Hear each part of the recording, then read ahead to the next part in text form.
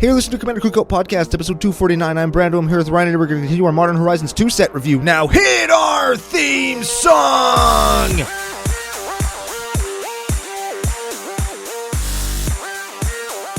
Hey, Ryan. We're back for yet another whirlwind adventure. How you doing? Good. What is going down? Whole ton is going down. We're going to continue our Modern Horizons 2 set review. Yes. Take a poo, in a few, Mountain Dew, F you? Ooh, nailed it. Got it. Nailed it. And I heard it. I don't know if people hear it, but after I've heard it more than 249 times because of retakes, probably closer to 500, I've heard the intro. I heard you force out the intro and just smash your way through somewhere where you almost screwed up. Yes. And you know exactly I sure do. I absolutely do. Oh, man. You got to do it in one breath really fast. You got to do. You got to do it. And we're going to talk about lots of cards. We've got some people to thank, some stories to tell, our opinions to give. But before we do any of that, we have to thank our official business daddies, FusionGamingOnline.com. They're your source for all of your gaming needs. Very much so. And couple updates. I gave this update on the pre-show, but for anybody who watches the pre-show to guess the Fusion Stinky Onion Pack giveaway pack, but takes a couple days to watch the show, remember half the mall that our post office is in that we send stuff for the show out from burnt down. Yeah. The post office didn't burn down, so if you're sending me cards to paint, those didn't get burnt, but the mall was closed and I couldn't get neither my collector's box that I'm trading Dave Wong. We'll talk about that later off the show. What? My regular box that is going to contribute to the Stinky Onion Pack. Ooh. Or CCO stickers. None of those have shipped yet, but you haven't been forgotten about because they're all going out today because we did receive word that the mall is open. And check this out. I got for the YouTubers. Ooh. There it is. There's the new CCO sticker. I can't lift my computer any higher because the mic was in the way, but those are available. CommanderCookout.com/store. Mm-hmm. Yeah, show your CCO colors, show your pride colors, however you want to rep that sticker. It's a good one. It is a good one. I like it lots. I like colors. Yep. Mm-hmm. Yeah, and it is very vibrant. Yeah, I like things that have lots of colors on them. They make me excited, and they're easy to see, which I really like. Yeah. They paint those crosswalks that are the rainbow colors, and some people are like, ew. I think we should have them all the time because, one, they're easy to see if you're walking, like, where can I cross the street? Over there. And if you're driving a car, you can be like, oh, I wonder where people might be crossing the street. Oh, I think there might be a section coming up. I just think it makes good sense. Yeah, you know what? I've got something to say about that real quick, though. Real quick, I was talking about my my Modern Horizons 2 regular box from Fusion. CCO Fusion 5 promo code, 5% off my booster box, which saved me like $400. Yeah. You think it's expensive living down in America? You should try buying shit in Canada in Canadian dollars. It's I would not have bought much had I not pre-ordered my boxes before the set got spoiled. Yeah, very much so. And if you weren't as lucky as Brando to make bank on your 87 collector boxes or however much you bought, you can order singles from Fusion. The promo code works for those as well. If you're gonna buy the cards anyways, and a lot of the regular printing, non-foil, non-showcase, non-old border, non-nothing, just regular ass fetch lands, a bunch of them down like 25%, 20%, 30% cuts in price for the cheapest version of the card because of this set. Yeah, we're not a finance podcast. We're not going to talk a lot about the price. We're not happy about it. We don't like that it's high. But the set's good, and it's going to have an impact on the singles that you want. So if the set's too much for you, let chumps like us take the hit. You go and get the singles that you want. Very much so. And all we ask is that if you're going to do that anyways, you head over to FusionGamingOnline.com. Use the promo code. It lets them know that the partnership with CCO is a mother-ass good one. Which it fucking is. Yeah. Back to Rainbow Crosswalks really quick. Yeah. I very much like the Rainbow Crosswalk. I don't know, what do we call it? Not movement, but it's Pride Month, and I think that should be celebrated, and we should have the decorations in our city to support the celebration. I would like that if all of the dotted lines on highways and roads and stuff were all rainbow all the time. So it's like You know, when you're driving down the highway, you're going like 100 kilometers. That's 60 miles an hour down the freeway or whatever, and the white dotted lines. Yeah.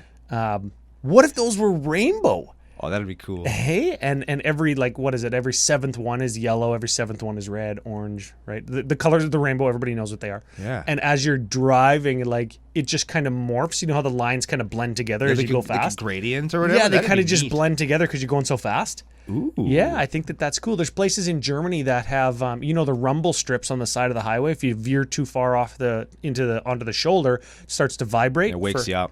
And it wakes you up. There's places in Germany that have rumble strips at certain, like, distances away from, like, each little strip thing. Oh, they play a song? So they play a song. Yeah. Yeah, so why can't we have rainbow road lines and crosswalks and...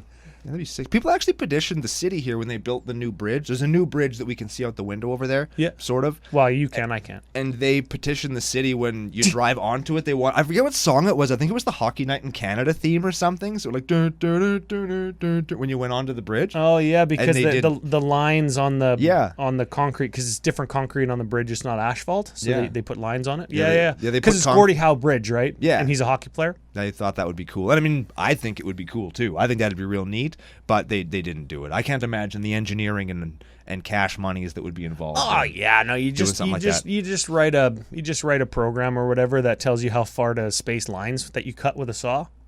That's fine. Sure. Anyways, that's we're not construction cookout podcast. Oh yeah. Or city planning cookout podcast. The city starting with a C. Yes. Yeah. Kitty. CPCO. Yeah. We're not them. We are Commander Cookout, Magic the Gathering, Commander Focus podcast, reviewing Modern Horizons 2. Couple little pieces of business before we start, though. Hit them with it. Last week's Stinky Onion Pack of Sacks to Crack. Sack of Packs to Crack? Did I say it right? Winner. Yes. YouTube guest Braids and Ragavan. Oh, shit. On YouTube, gingersnaps.exe. I promise you that's not their real name. Probably is. And if it is, I hope they got paid some mad money from whoever invented gingersnaps.exe. Yeah, or file type exe, because I'm sure that's a file type. Yeah, I think that's the... Or a three-letter abbreviation for a city like in Europe somewhere. That's executable. That's the one that you click on to make the program go. I don't know much about computers, but I know that one. Oh, yeah? Mm-hmm. Wow, cool. Mm-hmm. Okay, and Ginger Snaps is a movie about a lady who's a werewolf. And sounds terrible already. There's a guy who changed his name to Casino Palazzo for money. Neat. Those are all relevant to what we were just talking about. Okay. We got a couple patrons to thank. Let's do it. One of the benefits to becoming a patron of CCO Podcast over at patreon.com/CCO Podcast. Mm-hmm. That's the URL, if you will. We're going to use the air quotes benefit. Benefit is the CCO nickname. And if you're thinking of becoming a patron, just like thinking about becoming a subscriber on YouTube, fucking do it. Just fucking do it. Yes, support the show. It's a great way. You can set a monthly limit because it is per episode, and there was some confusion with a recent patron, but we talked about it. We sorted it out. You can set a monthly limit if you want to pledge whatever, and then just cap it. You can cap it and it's fine. And we would very much appreciate it because some of the shit that we're doing coming up and having planned and the hosting and the storage, it gets freaking expensive when you have, probably close to 300 hours of video and audio. And anyways, new patrons. Well, returning patron. Matt Flucher. He's back. He's Meat Flute. Meat Flute. I fucking love that guy. Meat Flute. I love that guy. Oh, one of the classic. Wait, no, hang on. That guy's fine. That guy sucks. He's a 6 out of 10. That's not even as good as a 7. I know. Everybody's at least a 7. Right? Except Meat Flute. Meat Flute. F you, buddy. Yeah. There we go. What sound does a meat flute make when you... Moving on. Did it. This individual cannot wait for his nickname and wants a Brando Goblin. I think Goblin. Ooh. He said he wants a stupid Brando altar. So you got to make a really funny one for him. That's another benefit to becoming a patron, of course, is the fun. Brando altars. We don't have any to show, but start bringing them. I got like Secret Lair Brando at the house now. I got like 10 of them that are all ready to go. Secret Lair Brando. Very excellent. That's for the toppest of tier patrons. This is Samuel Hales. From where? Where does he hail from? Yeah. Is that what you mean? Yeah, I'm curious. I don't know. I'm sure that he's from the land of the free. I don't Sam remember. Haines? Sam Haines? Like the jeans, though, not like the... Sam Haines? Well, that's not even dirty. Sam Paines? Oh, yeah, Sam fucking Payne. Because he likes that. Yes, he's No into kink it. shaming in the nation. No, But- that's another benefit. Yeah. You can be one kinky-ass mother. Yeah, you be you. Yeah, that's it. So, Sam Payne. I like that, actually. It's a I good actually one. do like that. I would use It that. doesn't rhyme, and it doesn't start with the same letter, and it's not alliteration, but We got there, though. we make We our own made rules. it happen. Yeah, we Yeah. can do whatever we want. Sam Mother Ass Payne. You change your name to that in the Discord because I like that one. And people would think that it's actually your real name. Definitely. Yeah. Yeah. Just don't spell it pain like... No, you have to spell it pain, because that's the point. Pain. P-A-I-N. Like pain. Yeah. Because you like it. Okay. Can't convince me otherwise. Final one. And you're going to recognize the name, but it's not who you think it is. Okay. Final shout out in FU is to Callum, but not the Callum that you think it is. Not like Sheilene and Callum Brownstar. No, this is Callum from Mother Ass Australia. Oh, shit. Another Australian in the nation. How does this keep happening? I don't know. I think Canadians and Australians are like, we're both part of the Commonwealth. We have a lot of the same kind of, the country's probably the same amount of years removed from like British colonization. And we're both like big countries. We're both islands. I made that last one up. Yeah, you definitely... We're not an island. We barely even have islands. We both like to drink. Our second language is screaming. Oh, yeah. Yeah, because the Australians are running away from all the animals because they all Oh, want to kill yes, them. And yes. we're trying to outrun the fucking air so that we can get inside before we all freeze to death. I thought you were going to say geese. And that. Yes. I didn't want to bring them up because Our second language is running away really fast. they're out the window right now, man. True. Not a cloud in the sky today. It's a good day. Yeah, there are geese out there. It's a though. good ass day. So Callum from Australia needs a nickname. Shit, I forgot all about that. We talked about geese. Callum Spider Scream? I don't know. I like that. Yeah. Spider Scream? Spider Scream. Callum Spider Scream. It also sounds like a name that could be in the forthcoming Forgotten Realms magic set, which I am so excited about. Callum Spider Scream. He's got like spider tattoos on his eyes because he's killed spiders. And killing a spider in Australia is like, It's an achievement. Yes. You get an experience point for that. yes, very much so.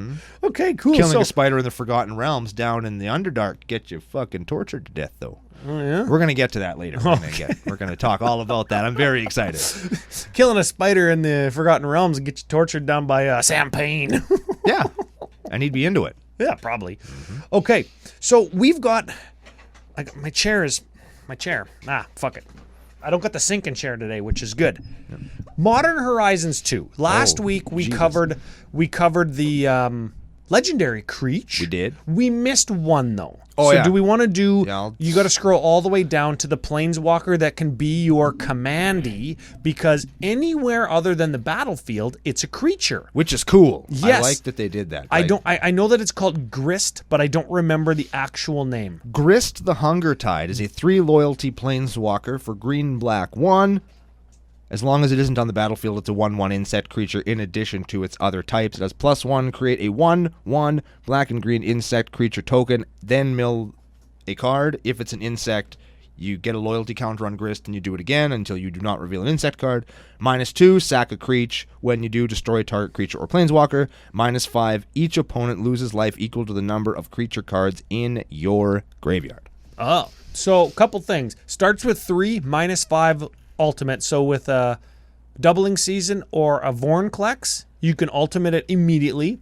Or a real good activation, you could activate it twice. Yes. If you activate it immediately after like self-milling or like morality shifting yourself, you could just win the game. Yeah. Which is cool. You go like morality shift, reanimate Vorinclex, cast my commander for 3, ultimate it. I got 50 creatures in my graveyard because my graveyard's this big because I just morality shifted myself, and you could win. And that could happen. Well, you got a morality shift that costs 7, and then you cast your commander, so you need like 10 mana to do that. But plus reanimate. Well, nah, because Black has Channel now. The card, the creature from what's it called? Suckhaven. Suckhaven. Yeah. Yep. And of course you could get your Cabal coffers in Modern Horizons 2, which I'm sure we'll talk about in a few minutes. Do you like Grist? It's okay. I think I'm going to try to play her in a deck just because I really like the picture. Like the regular picture. I like really both think arts are cool. It's like this giant. It's supposed to be, and I know you've got your own. Oh no, I know who it is. Take on the art as you usually do. Promised on the pre-show. Yeah. It's like a bug. But maybe it's one important bug, and there's a bunch of other bugs around it that are like helping it. There's not all of the bugs are a planeswalker, are they? It could be two things.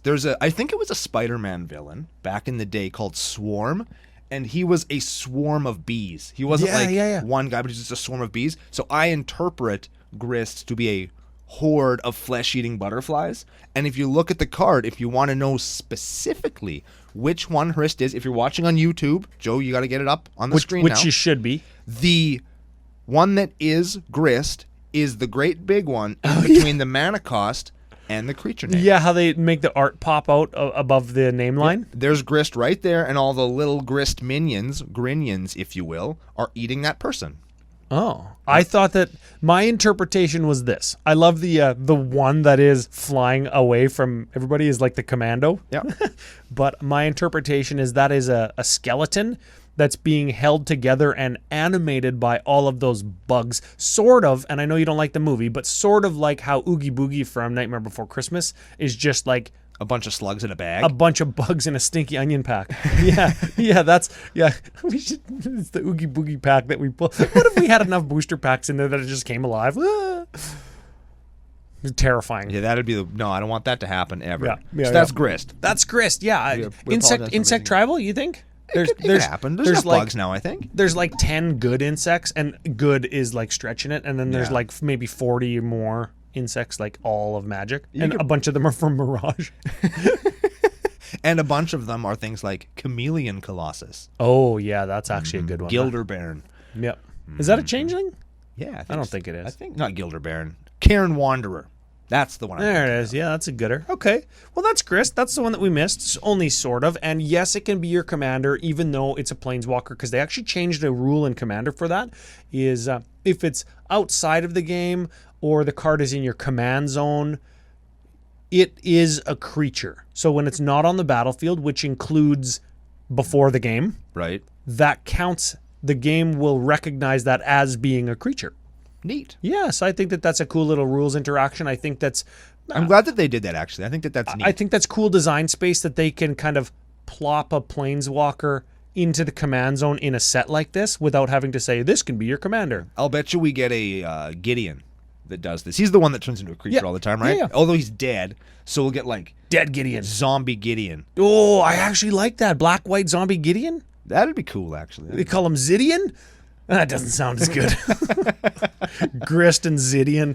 Man. Why not? I'd like to see Grist and Zidian altars of us. That'd be cool. Yeah, that'd be neat. That'd be cool. Okay. Where do you want to start? You just want to start with white and just give her? Are we going to go straight into the set, or are we going to give some thoughts on the set first? Yeah, you know what? Yeah, you're right. We talked about a little bit of an opinion piece at the start. So...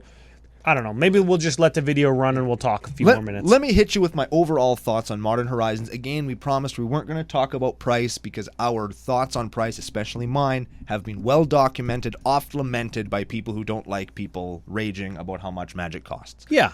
I think apart from that, this is a really great set. Oh, yeah. I think that it's a set that gives lots of stuff to Commander players, and I don't know about other Eternal formats, so I won't comment on that, but it looks like there's lots here. But specifically for our format, I think there's a ton of really great stuff.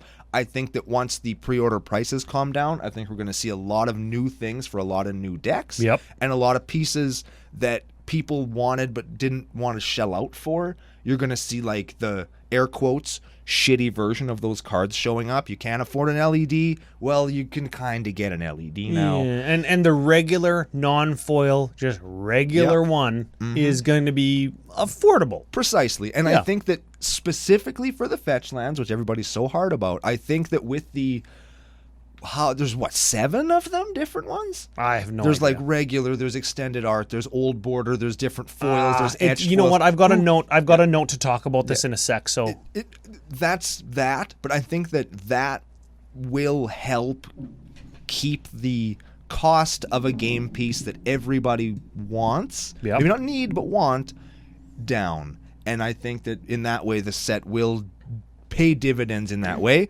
And I'm excited to see what people do with the cards. So overall, I think this set is a win, apart from the price, which again, we're not going to get into. And I'm excited to open it, and I'm excited for people to go out and buy the singles that they want from it. 2 things. I agree. Cool. That wasn't one of the things, but I agree. I'm excited. It's going to make singles of particular high dollar and chase cards affordable. It's got cool stuff in it. This sounds like a final thought of the day, which is kind of weird, but we're going to front load all of our main takes. Yeah. 2 things. When you say you're not excited about the price, and I know, and everybody listening knows your feelings on premium products and the price tag that they command based on sealed contents of those packs. Right. But when you say the price of it, you're specifically talking about going and buying a booster box or going and buying a pack. Yeah. And I feel as though if you want a Scalding Tarn, just go buy one. Pack price, like these packs, let's say there was a random gold-plated Black Lotus in like 1 out of every 1,000 packs, right? Like, fuck, packs would be worth $1,000. Sure. You gonna buy one? No. Are you gonna complain about it? No. Are Scalding Tarns gonna be worth less money? Yes. Because people are gonna be cracking those Black Lotus fucking gold to get those, right? So Scalding Tarn goes down, and while I agree with everything you said, the price of the product, the sealed product that is Modern Horizons 2, is of no relevance to me, because while I did buy some, I could feasibly say something like, I'm never going to buy a booster pack, right? But I'm still going to own a ton of Scalding Tarns, and I'm going to pay less than I would before if I wanted a Scalding Tarn, and I'm Are we talking about spend any money? Are we talking about finance right now? No. I'm just saying. Because we could just not talk about finance and say print the fucking card at home. We could just say that. And be done with it. Never buy a card. But there. Well, that isn't interesting for anybody to listen to, though, and it's. But we said we weren't going to talk about the finances of the cards. We're not, though. The and value. I don't want to argue on air because that doesn't make for a good podcast. I'm giving you what my opinion is. Okay. And I'm saying that, to me, the price of a sealed piece of Magic paraphernalia doesn't matter because I'm not going to buy it ever. But people will, and that'll drive the price down of the cards that I want. Yeah. So, to me, there's no relevance in talking any further about the price of sealed product. Deal. What's the other thing you had? I don't remember. Jesus Christ. Jesus. Okay, so we've got overall thoughts on the product. One more thing. I remembered it. Hit us with it. Because I had a show note. Had a show note. Well done.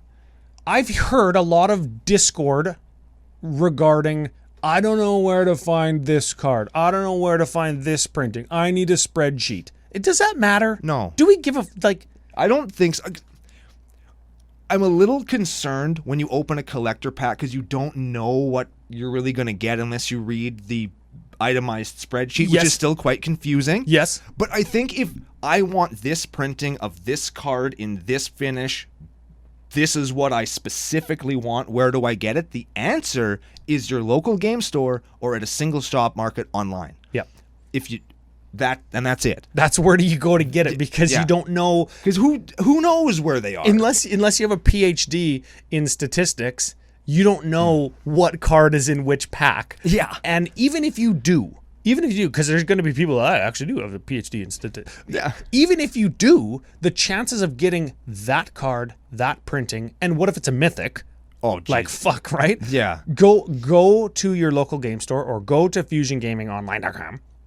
And just get it. Get it. That's the moral of the story. We just talked about why just getting it is going to be better for you in the long run. Yeah. So that was the second thing is that. Yeah. Last thing I want to mention about the set, because we always talk about it, the showcase treatments on sets. We got a top 5 and 5 about it, about the ones that I love. Yep. We're never going to do a top 5 and 5. Specifically the ones that you do, the promo treatments that you love, not the Modern Horizons 2 promo treatments that you love. Definitely not. Because should we just get into those?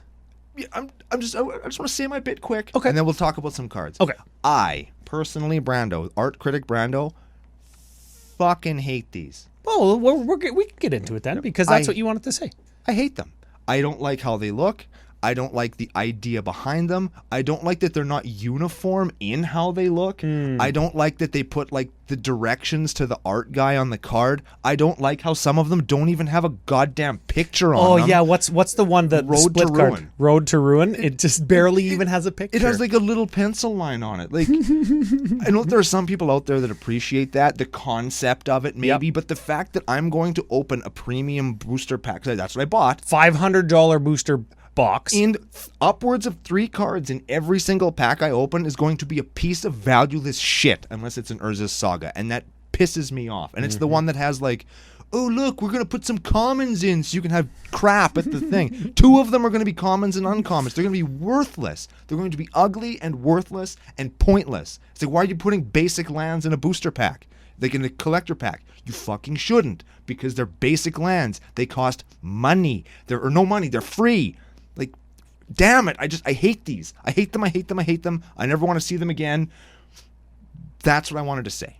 Thank you for coming to my TED Talk. What do you think about them, Ryan? What do I think about the...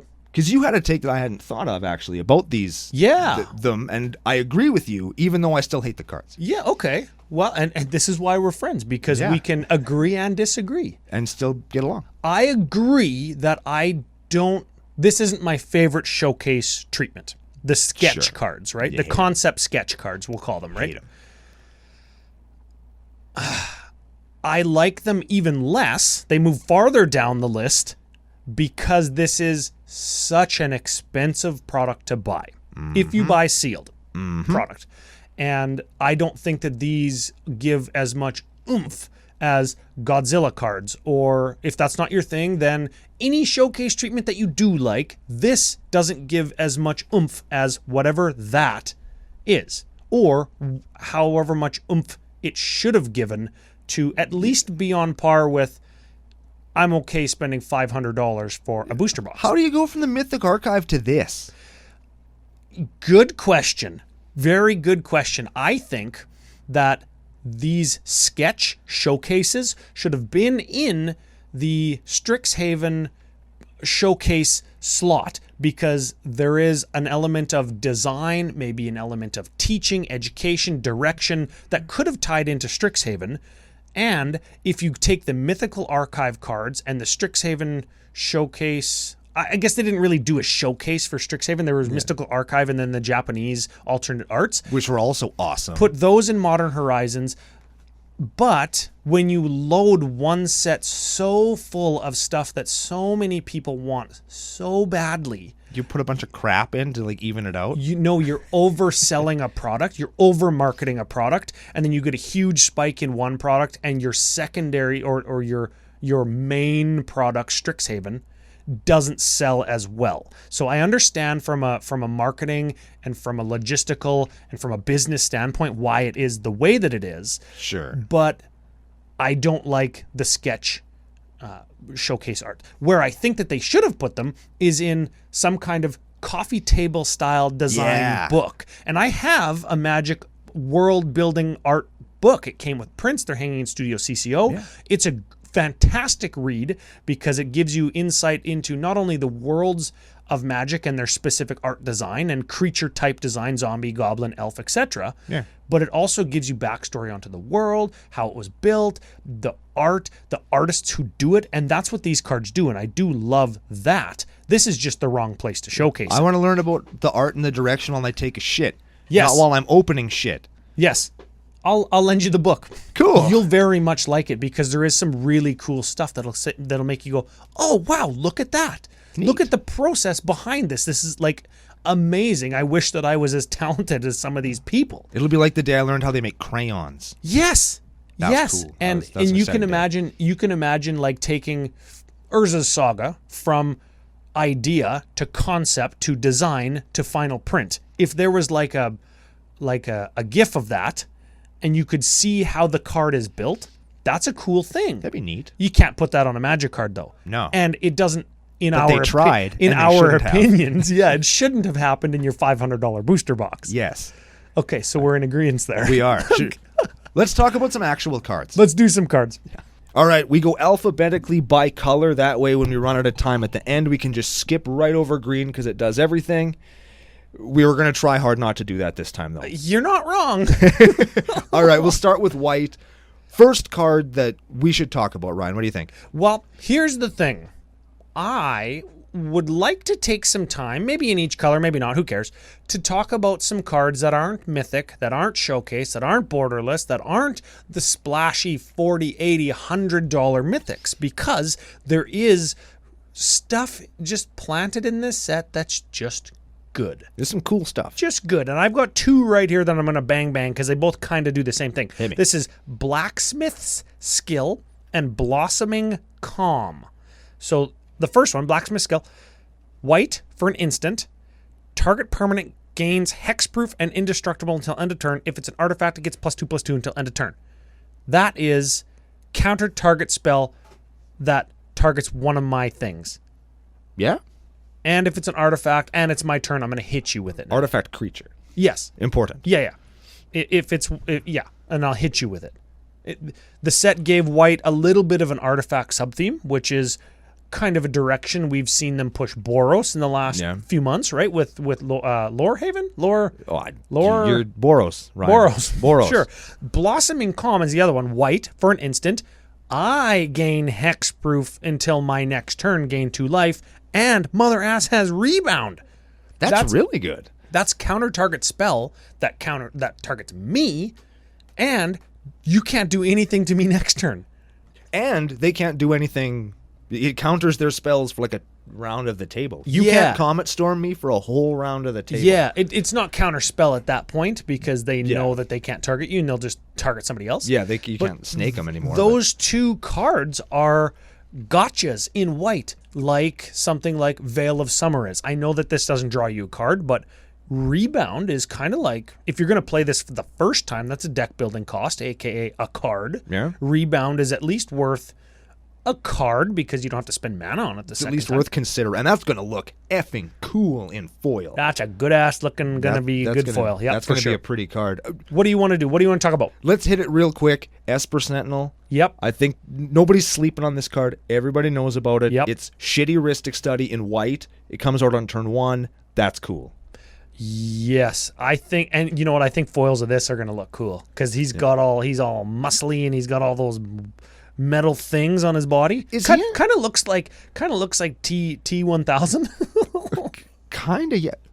Ryan Alter every Thursday on our Facebook page. Just T1000 poking his pokey hands through the elevator. Yeah. That was a scary scene, Or when he's chasing the car and he's got those weird hook hands. Oh, the hook hands so you can grab on, man. I was so scared. Oh, yeah, T1000 was scary. I was so scared. And then years and years and years later, when I was like a teenager, I'm watching like the later seasons of X-Files, and I was like, Agent Doggett is T1000. What the fuck? What is mind blown? Man, just deep cuts for all of the Terminator and X-Files fans out there. Yes. No. Oh, anyways, what about Out of Time? Out of Time. I like Out of Time. Is that a blue card? Enchantment for white 1. When it comes into play, untap all creatures and phase them out until Out of Time leaves the battlefield. And it has vanishing, and the vanishing X would be the number of creatures removed. So if you remove 10 creatures with it, it has vanishing 10. Neat. So it kind of O-rings everything for a little while. I like that card. I think that card is cool. I think that's another one that people are like, hey, we know about this card. Yeah. Right? And it's like, you could do you do all your own guys? Untap all creatures. Okay. Yeah. The card with the wrists that we were talking about that I really like the art on. Oh, yeah. Glorious Enforcer. It's an angel 5/5 for 7 flying life link at the beginning of combat. If you have more life than an opponent, it gains double strike. It's fine. It's just a card. It's an uncommon. Yeah. I just love the pose. I love the vertical wings. I just like the art. Neat. One last white card. I got Nykthos Paragon 4/6 enchantment creature human soldier. But fucking 6, really? Come on. Whenever you gain life, that's instances of life gain. Yep. Put that many counters on each creature you control. You know where this is going? You can only do it once per turn, but you just gain 1 life once per turn. Yeah. Where's it going? And it's May, so you don't have to do it on that 1. You can wait until you gain your 5. or whatever. And the good call. this is going directly into my Celestia +1/+1 counters on the Herd Baloth deck. Oh, this is going to be a turd bailer? Yeah. Oh, I'm Look gonna at bail you so many fucking turds going. with this guy. Yeah, Look, you're playing CCO preview card. You're playing white. Yeah, You're playing +1 counters. I am ready to go. Fuck, you are a magic normie. My street cred is gone, but I'm gonna gain it back right now because Brando's favorite art from the set Oh yeah, I know which one it is. is Scour the Desert. Give it a read. Is it a good card? I don't think so. It's a white 3 for sorcery. Exile target creature card from your graveyard. Create X 1/1 white burbs with flying, where X is the exiled creature's toughness. I just love that picture. I think that. You know what? I would love to see this done in like a very non-traditional medium. You get a piece of like flat gray slate and you just cut it real smooth with like one of those giant fucking rock cutting saws, and then you like get a laser cutter to cut out like birds from a piece of driftwood that you've sawed with the same saw. Yeah. And you like just glue a skull to it. That is a cool piece of art that I would hang like behind a bar or like under my deck where my patio is, where we sit out and drink. Yeah. Fuck, that's a cool piece. That's that's a cool piece of art. On to blue. Because like, are we going to talk about the fucking incarnations that evoke exile a thing? We just cover them at the end. Yeah, I think most people know those too. Inevitable Betrayal. I want to point that one out real quick. It might be one everybody knows, but it's a steal something out of your opponent's library and get it. Yeah, I like that card. Yeah, and you know what? That's sort of one that you don't mind suspending for 3 turns. Yeah. Because it's just like, I'm going to get it, and nobody knows who I'm going to target or what in their deck I'm going to get, versus the demonic tutor equivalent that you tutor your own deck. Yeah. At a point in time when people are familiar with decks in their meta, or your particular deck, they know you're going to get a combo piece. Or there's 58 creatures on the board. They know you're going to get a Wrath of God. Yeah. This one, you might just get... whatever. Yeah, if you can get just something cool. And hey, throw forward. This is Tuesday that you might be listening to this show. Yep. Check out CCO's Top 5 in 5 this Friday. Oh, yeah. To see if this card shows up there. Maybe we talk about it a little bit there. Who knows? Yeah. Who could say? What else do you like in blue? I scoured blue very closely to see if there's like anything that enters a battlefield and gives you 2 treasures that doesn't have 2 blue pips in its mana cost. Same with green, because those cards in Animar act as rituals, but there was none. There wasn't any? Fuck. I think Thought Monitor is the closest we get to that. Give it a read. Thought Monitor is a 2/2 for 7, one of which is blue. Affinity for Art of... What a surprise. And a card with affinity on it is fucking crazy. It has flying. When it enters the battlefield, you draw 2 cards. Draw 2 cards. This could be Maul Drifter that you don't have to evoke. For 1 mana. For 1 mana. Yeah. I play fucking Maul Drifter for 1 mana all the time, though, so that I might not play that. Shout out to Parcelmere, just because his creature type is Clue. This is my junk rare of the set. Yeah. And I like to ask Ryan about these, because sometimes I see a card and I just fucking hate it. Yeah. And... Well, it's just pretty often, actually. Yeah, but this is the one. This is the one where I'm like, I open this in my high dollar pack and I just feel bad. And it's Suspend. Oh. Here's my thought on why I don't like Suspend. It does exactly what you think. Yes, it exiles a creature and suspends it for 2 turns. Sure. So you've used a card to exile a creature for 2 turns. Yep. 1, it's a rare. 2, they've already done this at uncommon with a counter spell. It's called Delay. And this would be a really good standard card, but it's a shitty modern card because they already have Pongify and Rapid Hybridization. Well, those don't see play in modern. Both of which are uncommon. This probably won't see play in modern either. Do you This is actually going to see play in Legacy, people are talking about. Legacy's faster than modern and Commander for the most part. I don't think this is a CDH card. And it's a piece of removal at rare. I'm not sure I like just basic removal at rare. Versus what rarity? Uncommon? Versus uncommon. Huh? You know what I mean? Like, back in the day, remember, I forget if it was you or if it was Evan, where I got into a discussion/argument about how Dreadbore was a rare. It's like, why the fuck is Dreadbore a rare? It kills a planeswalker or a creature at sorcery speed. Why is that a fucking rare? Like, this doesn't kill a creature all the way at rare. And I don't like it. This serves a different function in that it'll get a creature out of the way, a la removal, right? Yeah. If you're trying to punch in for a win, like you might be in a Delver deck in Legacy, for example. Sure. Or if if your opponent lands a Grizzlebrand. They'll activate and they'll draw their 7 or their 14 or whatever, but this will get it out of the way so they can't also hit you and gain life back. Right? In a Delver deck. That's the legacy implications. Sure. Also, this could save your own creature. And while I think that line might be taken a little bit less often wherever this card sees play, imagine this. And I'm going to paint a little bit of a narrow situation, but imagine this. It's my Orvar deck. It does have an extra turn spell in it. Okay. I go to take an extra... I hit you for 10, let's say. Extra turn. Kill your guy. My 10/10, right? Oh, suspend. I'll suspend him, right? So now he's not dead, he's suspended. I'll take my extra turn, remove a suspend counter. Archaeomancer, get my extra turn spell back. Extra turn, my guy comes back in, kill you. Sure. Right, like I know it's a narrow thing, but it gives you flexibility, and most importantly, if you're trying to punch through for extra damage, it doesn't give them a 4/4 or a 3/3 frog lizard or a manifested guy that they could flip over, right? Right. So it falls into the same category of the cards you already mentioned, but it does a little bit of a different thing. Is it a rare? Because yes, I agree with everything you said. I've internalized it, and I think you're right. Okay. I still don't think it should be a rare. You think it should be an uncommon? I think it should be an uncommon. Fuck it, put it at Mythic. Just kidding, no. Come on, this isn't Cabal Coffers. Yeah, mother ass. Man, drink 10 if you open that. Oh, shit. Yeah, I don't know. You know? I think rare or uncommon would feel okay. It does something unique. It adds an ability to something. There's probably a reason that it's at rare, because they're adding an ability to a card that needs like reminder text because it's an ability that wasn't introduced in this set. Sure. There's probably like parameters that they have in design that say we need to put this ability at rare. We have to have a bulk rare in this set. Yeah, or I don't know if this will be bulk. Maybe it will be. Foils won't be if he's playing Legacy. True. Or if it's adopted into Commander like Rapid Hybridite, that card. Yeah. I don't know. I think it's fine. Sure. It's just like everything else, it's fine. Everything's fine. Fuck them.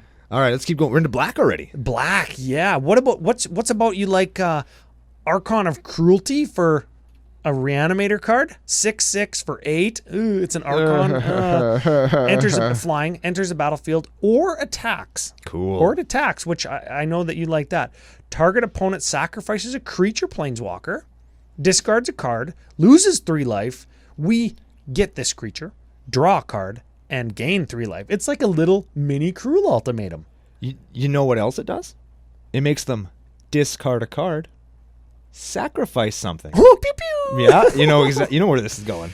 Turkey. Directly into Shields Down Turgid, baby. Oh, so you do like this? Yep, I do. Okay, cool. I will play that card. Cool. I hit on one. You What about did. Break the Ice? I like Break the Ice. This is I do. This is one you got to be careful with because it's destroy target land that is snow. That's fine. Yep. Or could produce colorless. Not generic, but colorless. Colorless. This is like a waste. Yes. Oh Or no, it destroys my mono colorless deck. I can't play EDH anymore. You've ruined the format. Ban it. I feel like we could just have a soundbite of that and play that exact soundbite when we get to Void Mirror. Yes. But this one also overloads. Yeah. It overloads and you replace target with each. So you Yeah. get each land that is snow or could produce colorless. And what you have to be careful of is this is not like Cyclonic Rift that if you overloaded it still only gets your opponent's shit. Yeah. No, this will destroy your lands and people will forget about that. Yes, they will. 100%. Hey, you got a land there. Ooh, what's that other one? Oh, you got 4 land there? Yeah, they're all in the garbage now. I like Break the Ice a lot. That's a card that I will play in a couple of decks. I really like it. Okay, let's talk about one more card that everybody knows about. Sure. What mother ass card is that? Does it do with the Voidwalker? No. Oh. No, but we can talk about that. It's going to be Damn. Damn. I wish I could do the Ron Simmons Damn. And everybody does the damn. We can swear on a podcast. Damn. Well, don't we have something to fucking tell you? Yeah, man. I want to know when they produce the card fuck. Like, what's that going to be? Destroy target creature, sorcery, black. Can't be regenerated. Overload, white 2. So Wrath of God. Yeah. If you overload it. Yeah. Is this in your Orzhov deck or your Orzhov inclusive decks? Is this better than Wrath of God? I think it is. I think it is too. It's got a cooler picture. That's a good ass picture. And kind of reminiscent of the old pictures, hey? Yeah. Yeah. But it's cooler because that dude's like getting incinerated by the sun. That's awesome. And it's got options. Sometimes you just need to kill that thing. Sometimes you don't want to kill everything. You just want to kill that one fucking guy. That's a and this good gets ass it done. card. Yeah. Do you think it's like? Do you think it's better than Toxic Deluge? No. No. No, I think Toxic Deluge is I don't want to say it's underrated.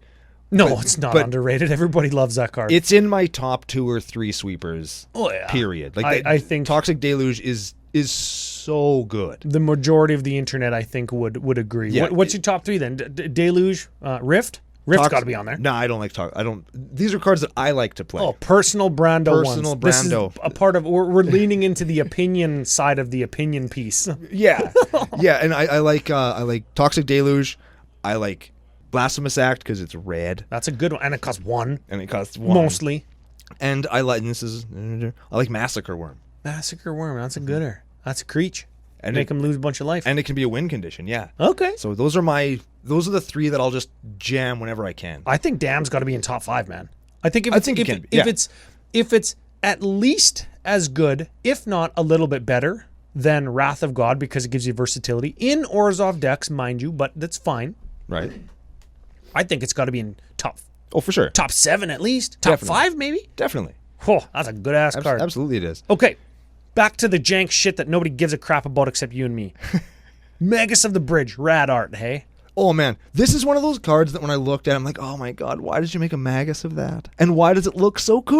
I know, it's like you've hit it so hard, but you kind of missed too. Yeah, like if I open one of these, and I probably will, I will definitely keep it because I love that picture. Yeah. That art is incredible. Will I ever play this card ever? No. You know what? This picture. Imagine if you will, a space out of space and time. How did it go? Whatever. It didn't matter. Imagine, if you will, this card in a dynamic format like video, where those zombies are fast-moving zombies, first of all. Gross. Yeah. And they're crawling, and as that wizard is walking and stepping, they're crawling and forming a bridge under his feet. Oh, that's neat. Don't just think that this is a precipice or an edge that he's walking up to, because this is a bridge, and it is supposed to be moving. And imagine what that looks like in your head. That'd be cool. I think that's this guy's first card he's ever done in Magic, too. What's his name? Brian Sola? Good on you, Brian Sola. I like him. Back to the jank shit. Sinister Starfish. Right there. The Sinister Starfish gets a flavor fail from your boy Brando because he did not have a little knife or a little weapon of some kind. If he's going to be sinister, make him sinister.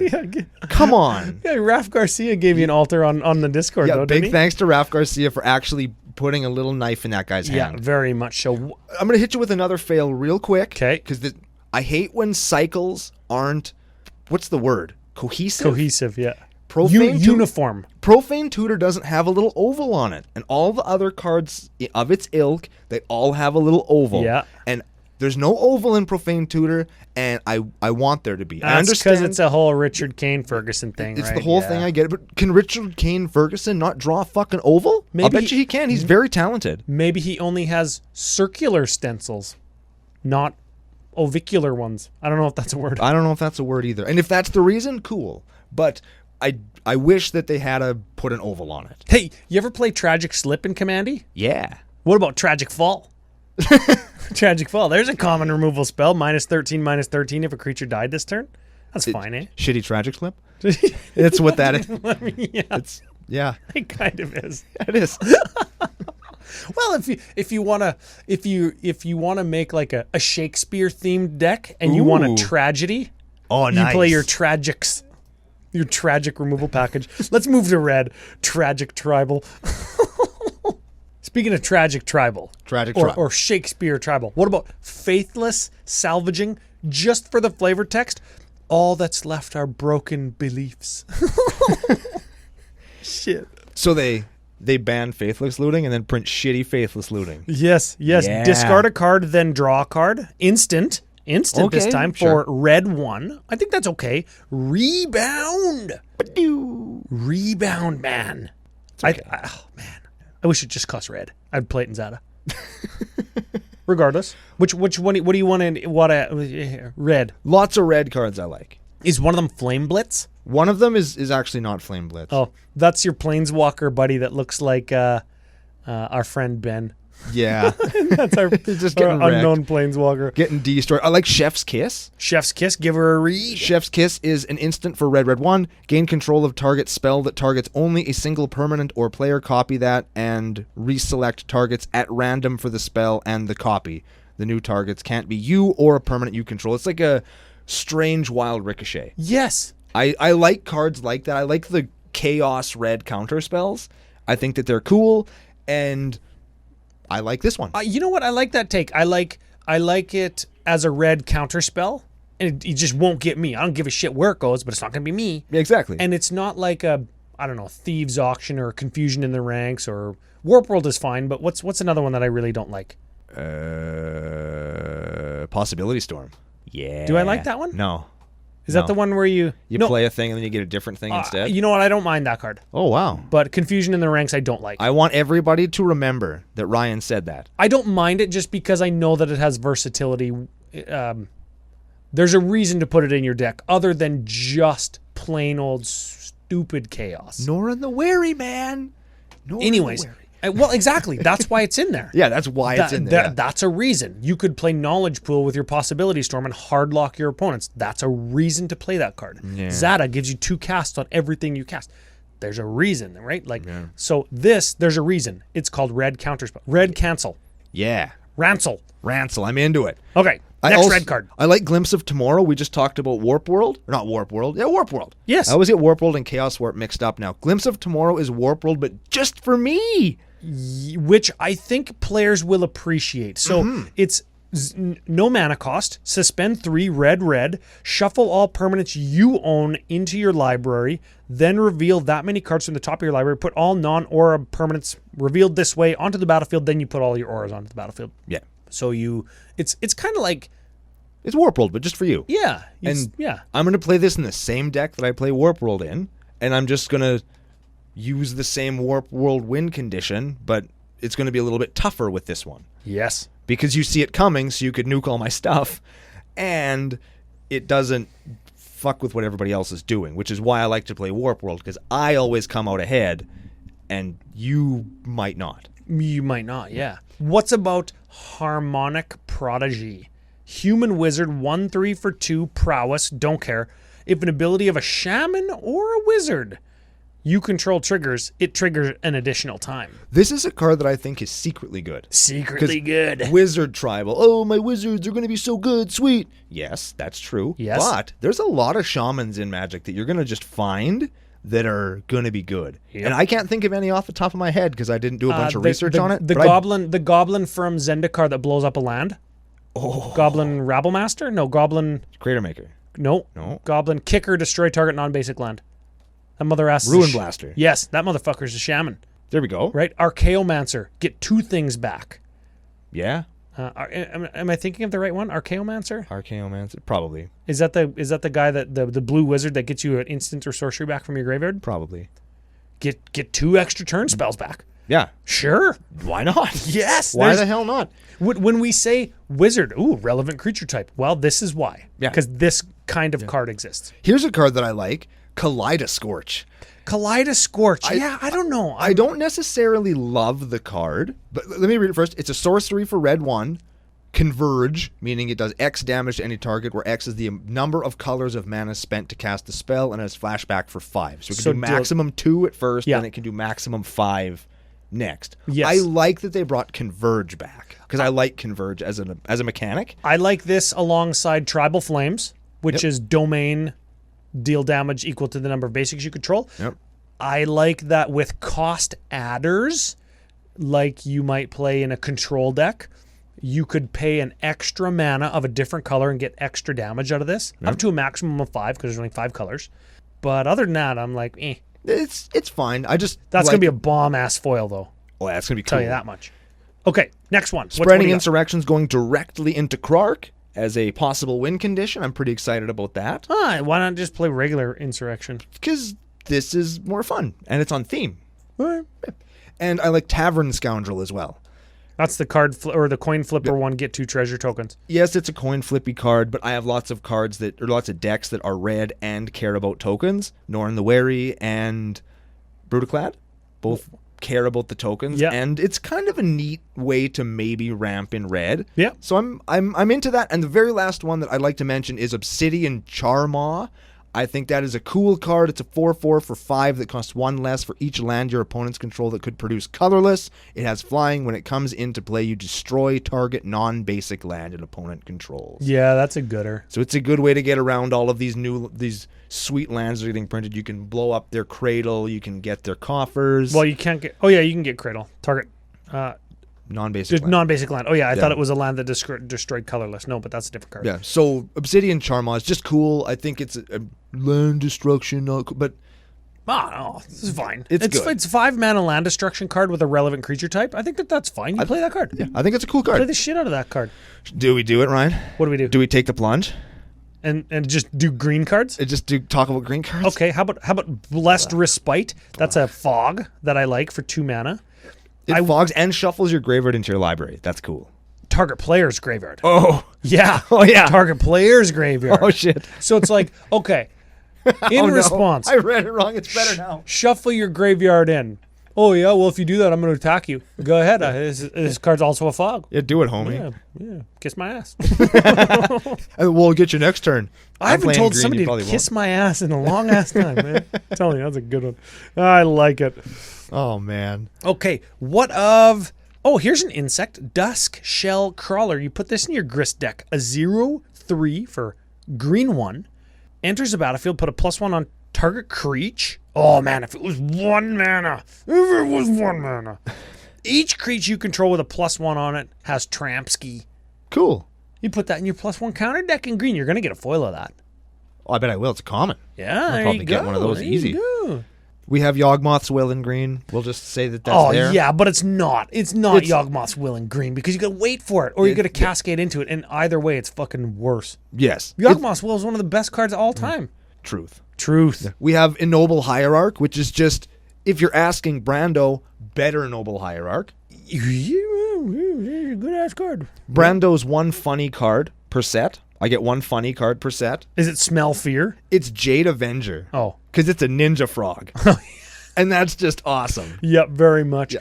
What's your take on Sanctum Weaver? And is part of your take, should it have been white?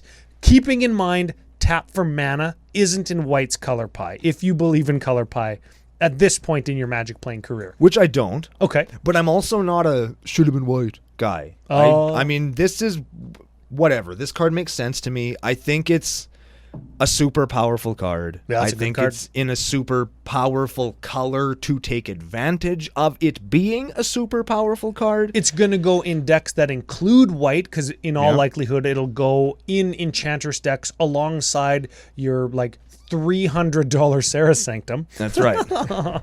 Yeah, because it is essentially Sarah's Sanctum, a 0/2 for 2. Remember Utopia Tree?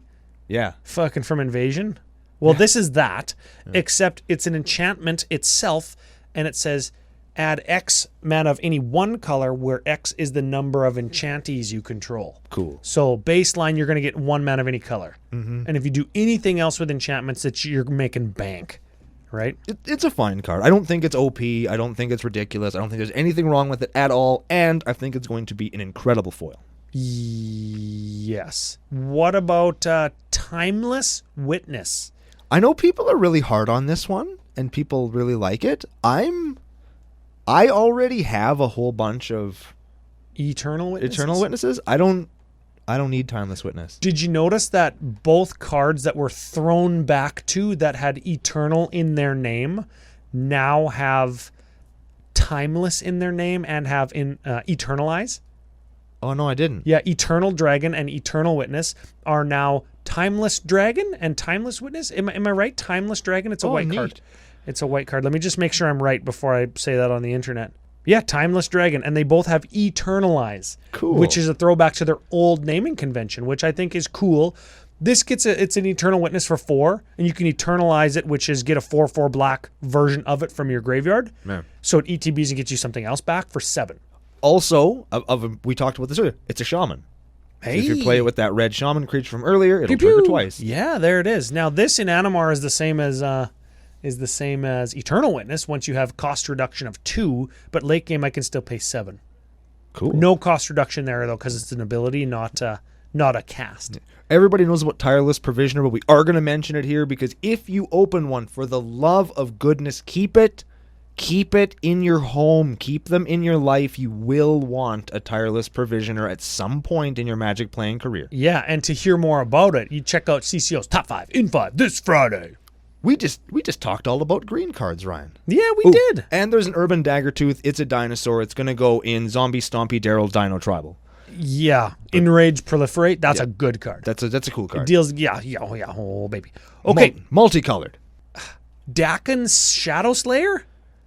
You like that one? No. Really? I actually don't. And maybe it's just because I don't play Esper. Maybe it's because I don't really give a shit about Dakon Blackblade. Maybe because you don't care about Richard Kane Ferguson. His old stuff is way infinitely better than his new stuff. No, I don't care. If you're excited about this card, I'm very happy for you. I'm going to read it. I'm going to read it because I'm thinking about it. Do it. He's on my brain. I got Dak on the brain. Sounds about right. Yeah. So he's white, blue, black. Legendary Planeswalker Dakon, 0 loyalty. We're off to a great start. Yeah, we're off to a tremendous start. Enters the battlefield with a number of loyalty counters on him equal to the lands you control. Very on flavor for Dakon. Yep. Harkens to Dakon's Dakon Blackblade. and Blackblade Reforged. Or the actual Blackblade or whatever. And Dakon Heir to Blackblade, or the hell his name is. So black one, he's big according to lands. We got it. 3 or maybe more. Or maybe less if you ramp. Yes. Anyways, +1 to Surveil 2, which is fine. You Sure. put shit into your graveyard. Yeah, that's fine. Okay. -3, exile a creature, which turn 3 for 3, -3, he dies, you kill a creature. Sure. Okay. Sorcery speed removal. -6, you put an artifact card from your hand or graveyard onto the B. So if you're surveilled an artifact because like you topped it there or whatever, or you scroll racked it there, you just get it. Sure. Maybe on turn, 5. If you've got 6 land on turn 5 when you cast him and you just immediately -6 him. I think it's cool.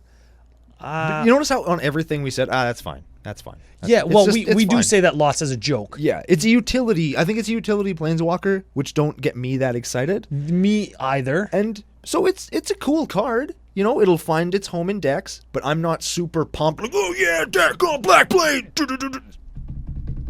That was me furiously womping it under the desk. Yeah. I'm just not doing that. I'm thinking about it for 5-color lands.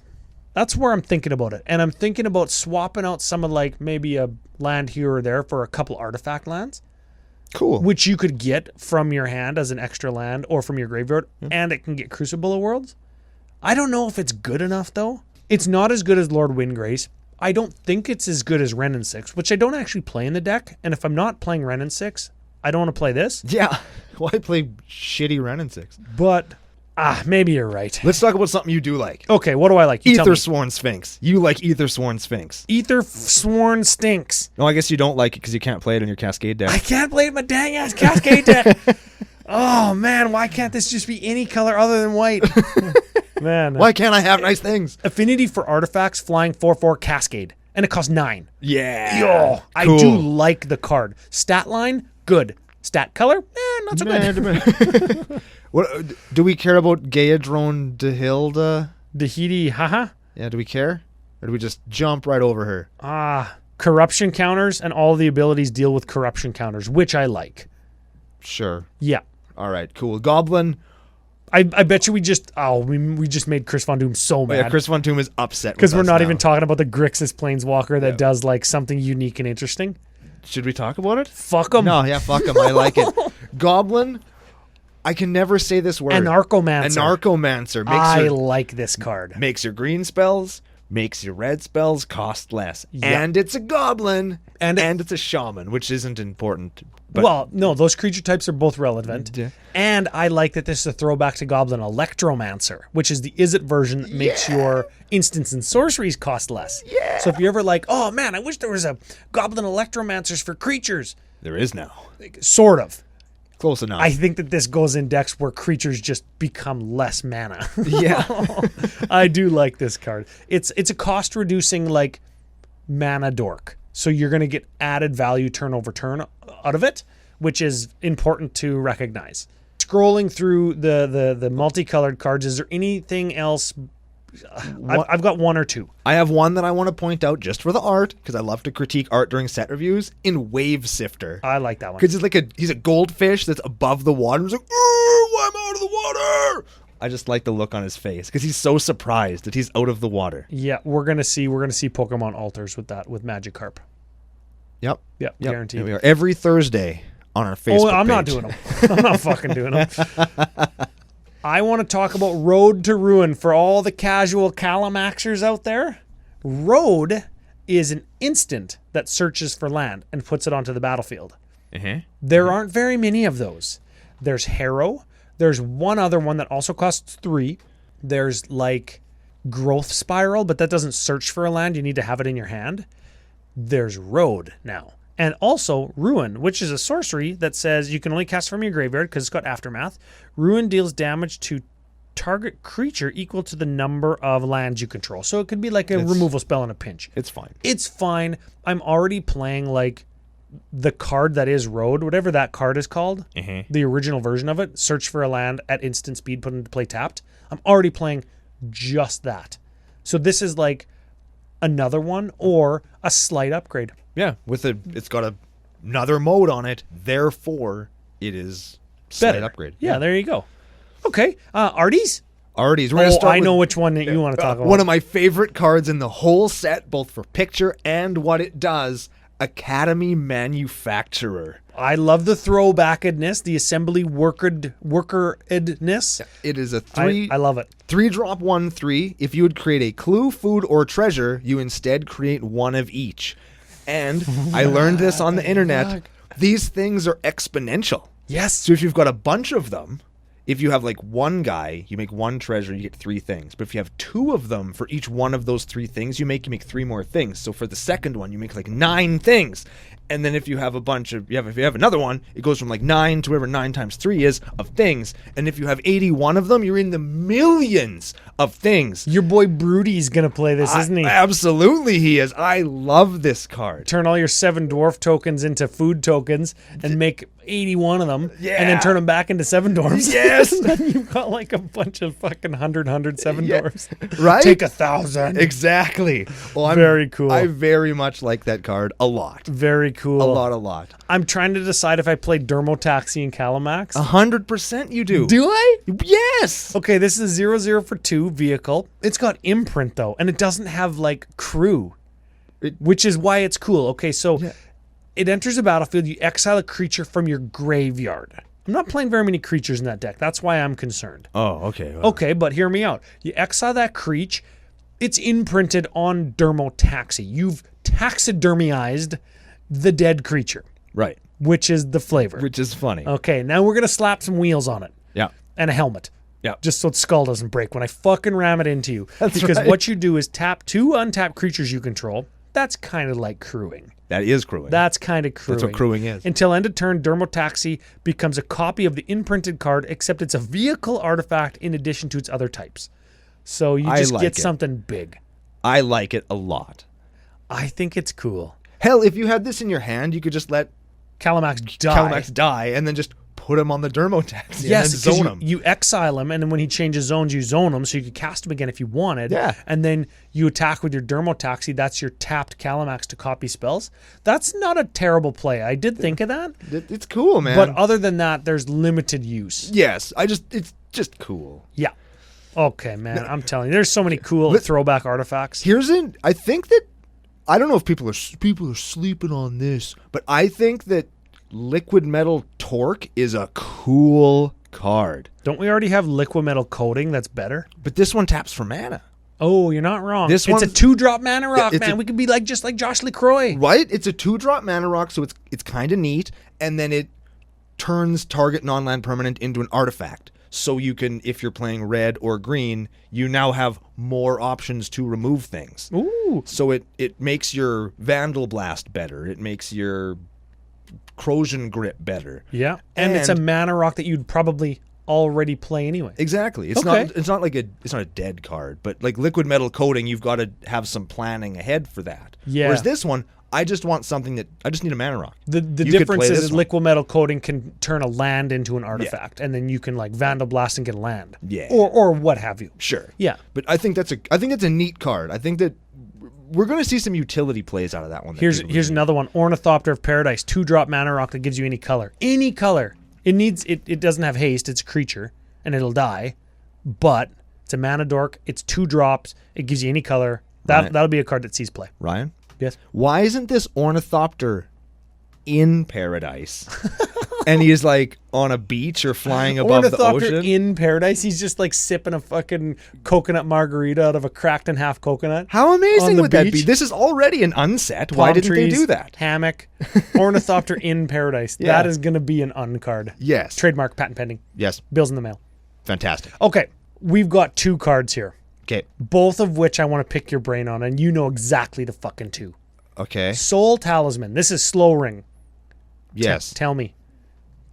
Is it good? No. Not even on turn 1? No. No? No. It's not even good on turn 1 biased by the fact that it's really bad on turn 10? Yes. Yes. So not worth the deck building No. chance? No. No? No. None? No. I will not play this card in any deck. This is suspend 3 for 1 mana on turn 3, let's say, turn 4, whatever. Taps to add colorless. You get a Sol Ring. You want to play this? No. You play Mox Tantalite? No. Not in any deck? No. I don't think I do either. Yeah. No. No. No. Okay. There you have it, No. people. I don't like it. I think people are going to play this card. I think they are too. And I think that they're going to then cut it for something else. They're going to cut it for Liquid Metal Torque. Maybe. Because... Or Ornithopter in Paradise. Yes. Or a Sol Ring. If you Slow Ring turn 1 or Ornithopter of Paradise turn 2, right on curve, you can start tapping your Ornithopter on turn 3 for mana, but you don't get your Slow Ring until turn 4, where it gives you 2, at which time it's already caught up to your Ornithopter in Paradise as soon as you get it. But if you get your Slow Ring later than turn 1, it takes longer. It sucks even more. It sucks as the game goes on. I think over time, foils of that card will start to get expensive. Oh yeah. I mean, at the end of the day, it's like an extra Sol Ring, so sure. I think you get one and you just keep it. And if you have a place for it, then you don't need to go out and buy it if you need a foil. Yeah. Okay. But no. Peep this. Hit me with it. Peep it. Hit me. Fucking Scion of Draco.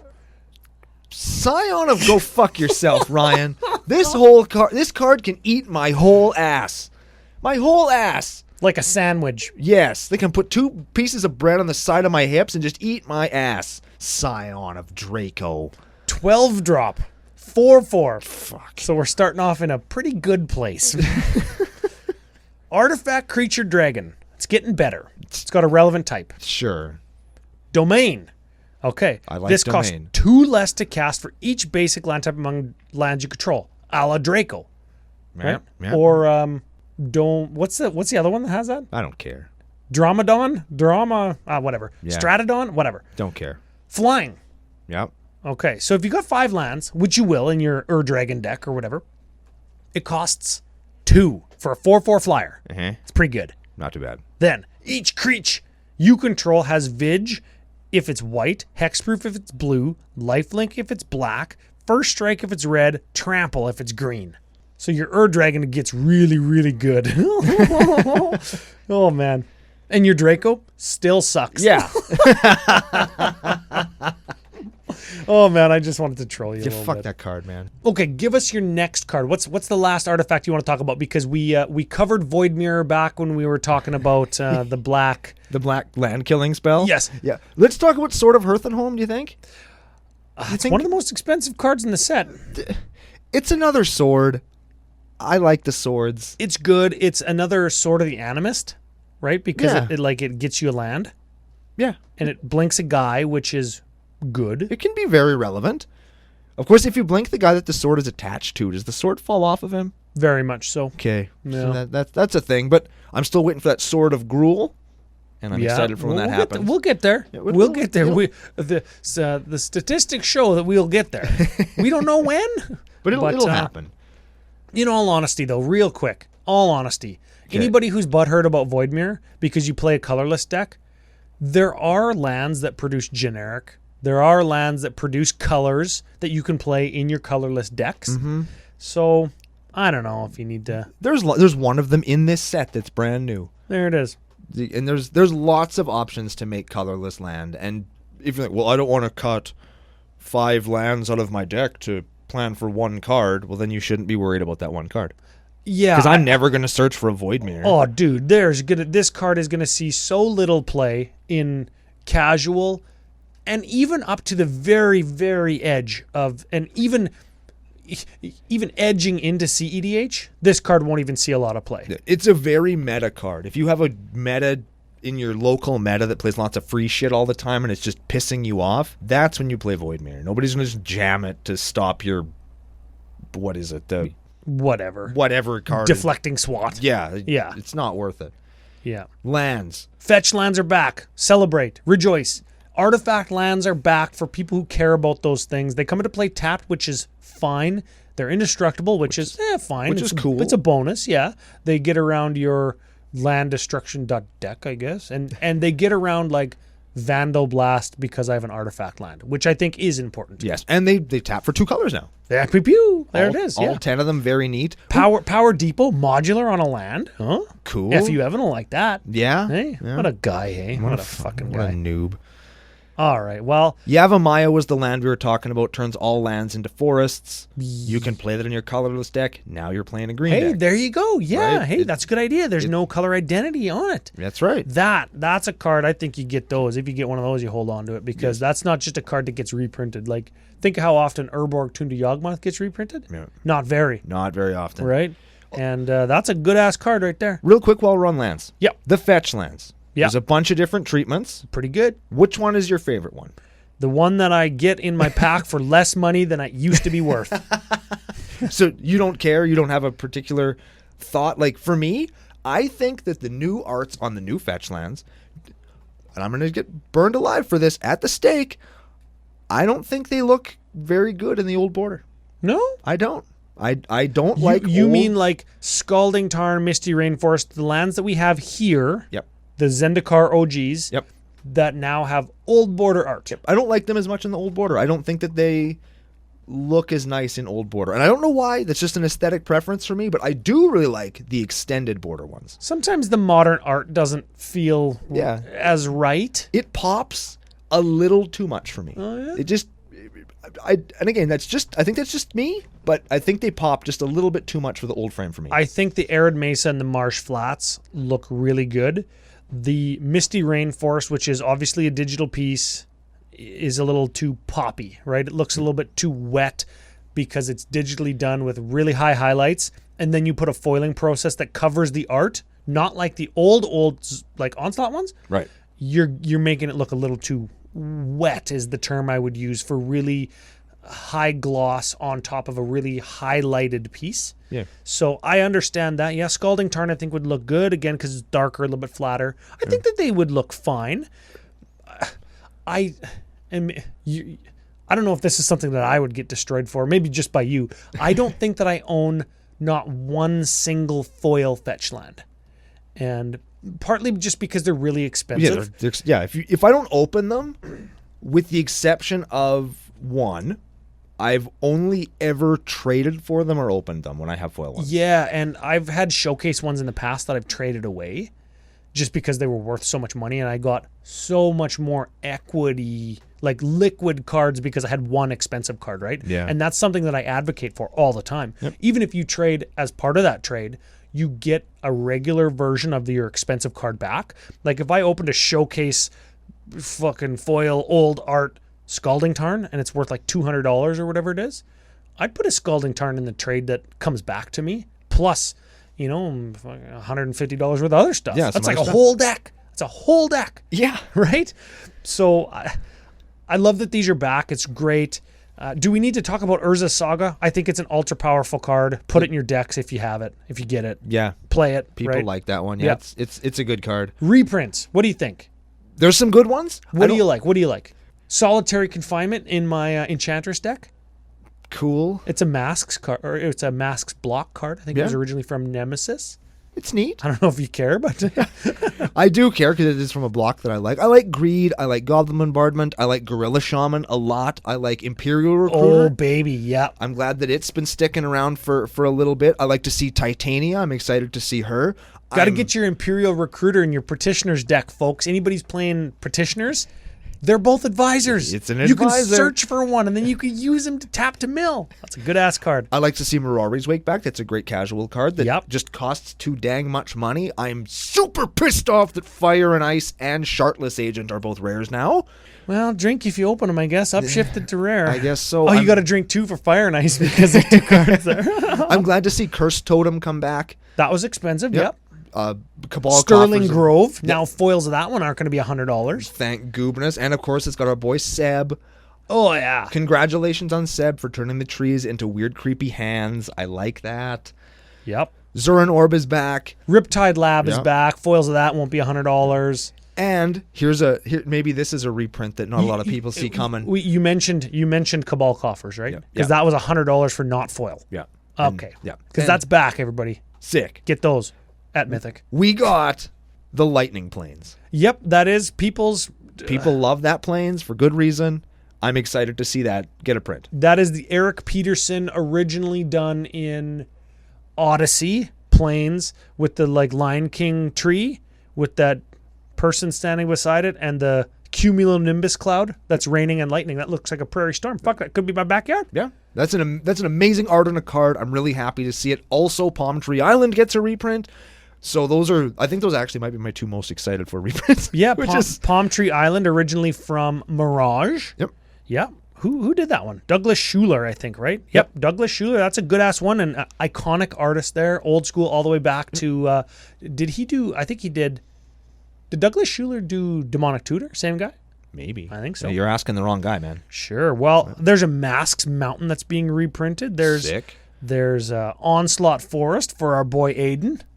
Right? Oh, yeah, not old border, but still, it's... but it's still there. Now, the difference for anybody who doesn't know between Borderless and... What did you call it? Borderless and Showcase? Not Showcase. Borderless and extended art. Oh, yeah. Borderless is a piece of art that has never had a border. They are new arts that are different than what you're going to find on the regular card. And these are the ones with the darker text boxes. Yeah. Right? This is Cabal Coffer's got this treatment. It's like the really dark coffer. Ragavan, Thrasta, Imperial Recruiter. These are the money cards. These are cool as shit. Solitude, Subtlety, Fury, Endurance, and Grief got this treatment, right? So, and the sword. It's very cool. And then versus Borderless. Versus Borderless, which is the art you're going to see on the regular card, just without a border on it. Extended to the edges of the card. Yeah. Like I do every Thursday on our Facebook page. Correct. Yeah, except those ones are hand done. Yes. And take me lots of hours. Okay. So that's the difference. I think the foil, alternate art, borderless cards are going to be the most expensive cards in the set. I agree. Except for the old frame cards, the OG frame cards like we got in Time Spiral Remastered. Yeah, we might see... because those ones only come in foil. Yep. No complaints on your end, I assume. Nope. Lots of people aren't a fan because they might curl. Yeah. Lots of people aren't fans because they don't like foils to make their decks as cohesive as possible. Lots of vintage, legacy, modern players don't like foils because some of them curl, some of them don't. So your deck is marked. And there is a school of thought that I am well aware of where in a vintage or a legacy tournament, competitive setting, you want to give away as little information as possible. So if you have one foil of something and 3 regular ones, bunch of different languages of a certain card. It gives your opponent information. So that's a thing too. Yes. So these ones only come in foil, and there's cards like if you want an old border, does Grief come in old border? I don't know. Whatever. You want an old border, whatever, it's going to be foil. And if that's what matches your Merfolk deck, then you're kind of SOL, right? So people don't like that. That's not me or you to tell you what you like or not. That's all aesthetics. Just know that you won't be able to find like a Gaia's Will, old border, non-foil. Yeah, there's like foil and then etched foil, and I don't know what the They got fucking etched foil in this, man. Etched foil sucks. I hate etched foil as well, and I don't know. Maybe the etched foiling will be so limited, just like on the Japanese alt arts from Suckhaven, that maybe you won't even notice that your card's foil. But your card will probably be foil if it's old bordered. Dude, you know what? I'm looking at some of these old border artifacts. Some of the old border artifacts, and they have iconic Magic artists. Drew Tucker, he illustrated like back Alpha, Beta, Unlimited, like the Dark, Fallen Empires. Howard Lyon, he actually did Lion's Eye Diamond. Oh, I was going to say. Or Diamond, sorry, he did Diamond Lyman. He didn't do Lion's Eye Diamond. He did Diamond Lyman? Diamond Lyman, yeah. Brian Snotty, he did Volcanic Island. That's how old this is. He did Liquid Metal Torque in this set now, right? Sick. Yeah, the sky in Ornithopter in Paradise on the old border looks like a fucking Michelangelo mother-ass Renaissance painting. He doesn't have a goddamn umbrella drink, though, so I'm still a little bit upset about that. No, and he's not naked enough to be in the Sistine Chapel.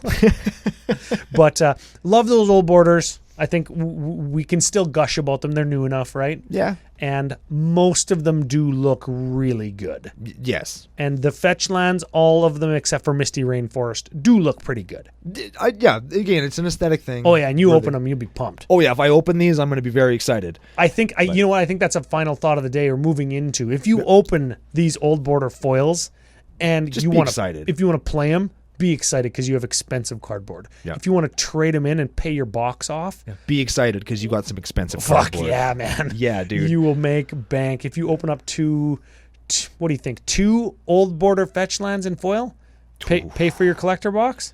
Almost. Yeah, almost. If you take store credit. Yes. Because you always get more for store credit. Yeah. Well, but we'll see how that goes when we open our boxes. Oh yeah. Yeah, that'll be next Saturday. You'll be able to see me just get ruined. Very if you're interested in that. I hope the post office has mine that came from Fusion, courtesy of CCO Fusion 5 promo code 5% off. Head there, let them know that their partnership with CCO is a good one. Links to to Fusion along with all of our social media. Brando does stuff. Commander Ad Populum. Those are our solo channels. All in the show notes, everywhere you find the show. Final thought of the day. Final thought of Modern Horizons 2. I can't even say that because tune into the top 5 and 5, right? Yeah, Modern Horizons 2 is a great set. Yes, it's memey. Yes, it leans into a bunch of Inzy jokes. But at the end of the day, the set is cool and fun and has something for everyone. It's good for singles. I think it's going to be fun to open if you are in a position where you can be opening this set. So please do let us know what you get. Let us know what you're excited about. Were there any sweet cards that we missed? Let us know down in the comments. Big thanks to Business Daddies Fusion Gaming. Big thanks to all of you guys for having us in your ear holes and your eye holes. And remember to get your decks sent in to commandercookout@gmail.com as we restart the arc of the Art of Deck Building on the next episode of Commander Cookout Podcast. Hit our theme song!